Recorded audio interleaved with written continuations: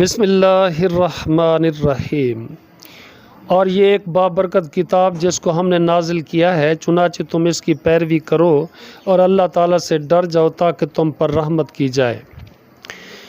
کہیں تم یہ کہو کہ کتاب تو ہم سے پہلے ہی کے دو گروہوں پر نازل کی گئی تھی اور ہم ان کے یعنی کتابوں کے پڑھنے پڑھانے سے یقیناً غافل تھے، یا تم کہو کہ اگر ہم پر بھی کتاب اتاری جاتی تو ہم یقیناً ان سے زیادہ ہدایت یافتہ ہوتے، تو بلا شبہ یقیناً تمہارے پاس تمہارے رب کی طرف سے ایک روشن دلیل اور ہدایت اور رحمت آ چکی ہے۔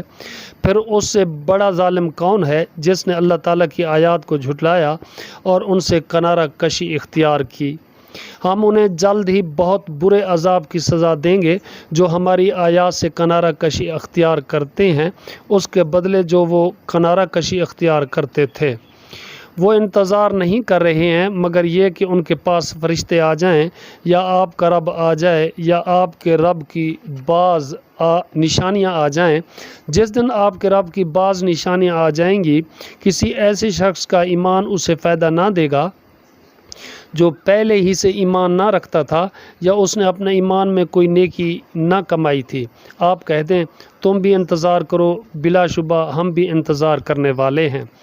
یقیناً جن لوگوں نے اپنے دین کو ٹکڑے ٹکڑے کر ڈالا اور گروہ گروہ بن گئے، ان سے آپ کا کوئی تعلق نہیں۔ یقیناً ان کا معاملہ اللہ تعالیٰ ہی کے حوالے ہے، پھر وہی ان کو بتائے گا جو وہ کیا کرتے تھے۔ جو نیکی لائے گا اس کے لیے اس جیسا 10 گنا ہوگا، اور جو برائی لائے گا تو وہ اس کے برابر ہی بدلہ دیا جائے گا، اور ان پر ظلم نہیں کیا جائے گا۔ آپ کہہ دیں میرے رب نے مجھے سیدھی راہ دکھلائی ہے کہ وہ ایک مضبوط دین ہے، ملت ابراہیم ہے جو ایک ہی طرف کے تھے، مشرکوں میں سے نہ تھے۔ آپ کہہ دیں بے شک میری نماز اور میری قربانی اور میرا جینا اور مرنا اللہ کے لیے ہے جو جہانوں کا رب ہے، اس کا کوئی شریک نہیں، اور مجھے اسی کا حکم دیا گیا ہے کہ میں سب سے پہلا فرمانبردار ہوں۔ آپ کہہ دیں کیا میں اللہ تعالیٰ کے سوا اور رب تلاش کروں، حالانکہ وہی ہر چیز کا رب ہے، اور کوئی جان نہیں کماتی گناہ مگر اسی پر ہے وبال، اور کوئی بوجھ اٹھانے والی کسی دوسرے کا بوجھ نہ اٹھائے گی، پھر تمہارے رب کی طرف ہی تمہارا لوٹنا ہے۔